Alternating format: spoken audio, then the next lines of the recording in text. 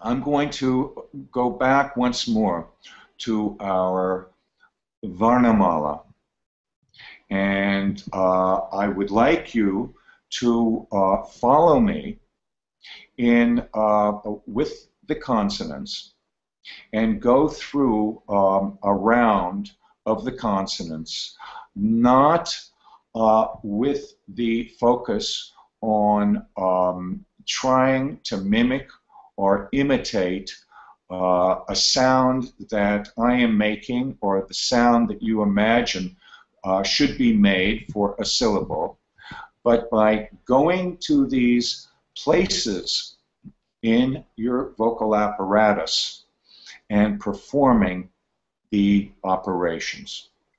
So we'll start off among the consonants at the ka varga, and we start out with the simple striking at the bottom of the throat, the simple ka. And when we add aspiration to that, when we add breath to that, that simple ka comes out ka. Can I come in again with a comment? Please. You know, this goes back when you said Dharma. Dharma is not religion, and you said maybe science, but science has other attributes. Then I thought, you know, you could call Dharma, it's a program. It's a program of creation. And it's not something which has prescribed results, because the program you apply to everything, every new kind of questions. But there's no fixed results. Like in the religion, you have the result that if you cure your neighbor, you go to hell and stuff like that, you know. So Dharma is not telling you that. It's like an instruction manual or a program, even better, for creation. I just wanted to add that, this kind of thought. In fact, maybe what we could even say is that it's not moral-based, but strategic.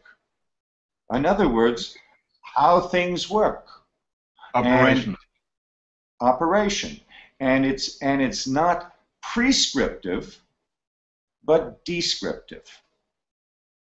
And this is basically what how I would also call the Indian grammarians, as descriptive rather than prescriptive.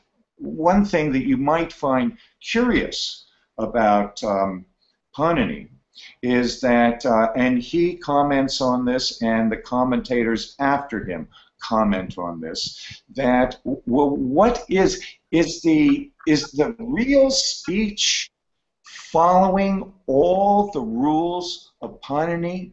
Is that the authority for real speech, when you follow all the rules? And Panini and his followers said, no, that is not real speech. Real speech is common usage. And what the description of bhasha, or speech, is, especially in Ashtadhyayi, is the description of common usage rather than the prescription of common use. The prescription of language. Okay. So I'll go a little bit quicker through this cycle.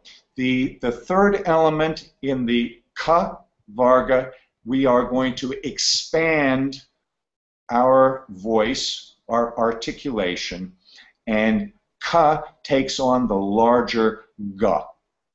And you can feel this by touching your throat. You can do this in all the vargas, that ka has no real expansion, no reverberation, no sounding, where ga, you can feel the movement in your throat. You can feel how your throat expands and creates a voicing. The fourth element will be expansion of the voice and aspiration at the same time.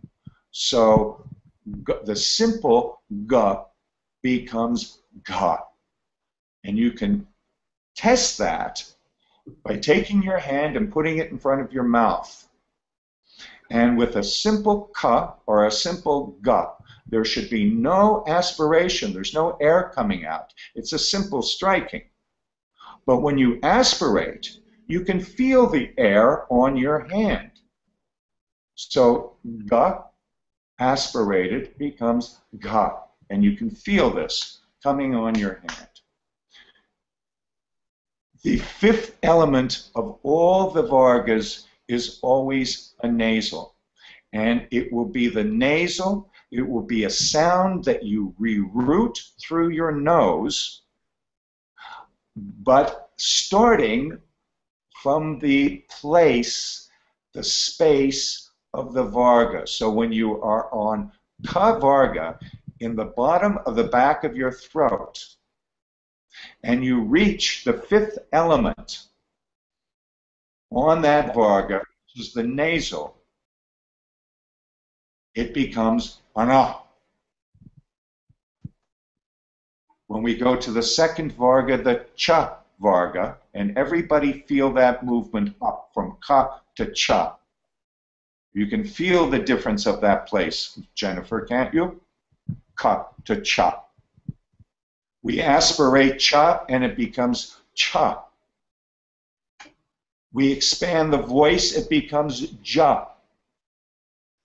We expand the voice and we aspirate Ja. And now for the nasal, starting from that place of Cha, it becomes Nya. Everybody with me? We move up one Varga to Ta.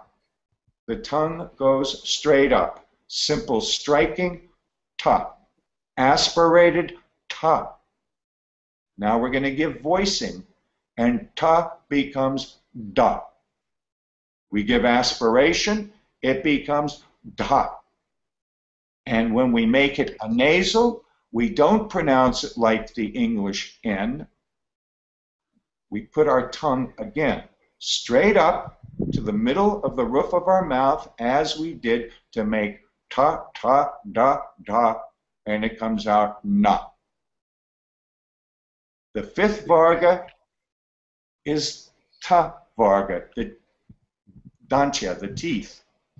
And again, the same operations, the simple striking, ta, the aspiration, ha, the expansion of voice, da, the aspiration, da, and the nasal, the simple na, with our tongue touching our teeth. We move to the final of the five Vargas, which is the ostia, the lips Varga. And we have the same articulation, except the striking takes place in our lips.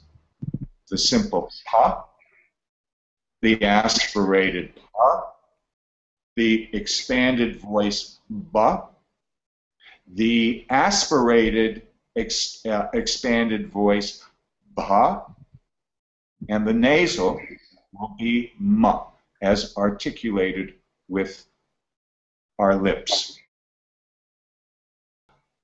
Again, what my emphasis here for you is to go through this cycle, these 25 consonants, by a process of exploration and discovery rather than mimicking at this point.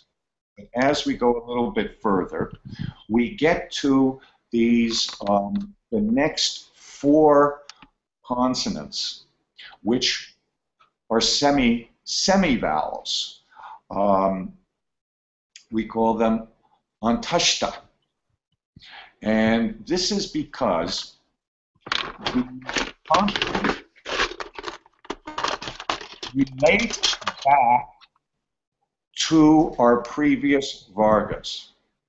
Now, you may remember that each of these Vargas also have vowels attached to them because the vowels are being articulated at these same places. The Ka Varga belongs to the vowel, because the is being articulated from the lower throat, the chest. As we move up one to the ch varga, the vowel becomes I, and I want you to be able to feel that movement between and I, because this is probably the most significant movement in all of speech, from to I, from the unformed, from the unmanifested, to the possibility of manifestation, to the desire, the kama bij, the desire for the one to become many. We go up from the I to the vocalic ra, which is not so important for you to understand other than the placeholder. The vocalic la, which also is not so important except for the placeholder, but then the u becomes significant, which is the lips varga, and is articulated, as you can feel, u from the lips. Now the is connected with the consonant ha. The I, for example, if you put I plus it becomes ya automatically. Try and say I and together. Automatically, it becomes ya. U, if you try and say u plus together, it becomes wa. Now, one of the curious aspects about speech as sort of vocal geography is that in reality, people have different accents. In India, people have very different accents. In Bengal, people speak very differently than the way that they speak in Delhi or Bombay, for example. One of the differences is that the consonant va or wa in Bengal is very often pronounced ba. Now, look and you can see the reason why. Because both ba and wa or va are all on the same varga. And in fact, not just on the same varga, but they're both expanded voice. You can see that in many international languages, the letter J is pronounced as if it would be a letter Y.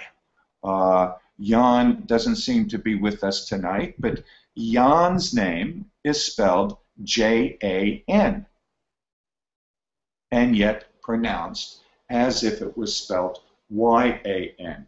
And again, we can see that both the ja and the ya are located on the same varga. They're located on the cha varga.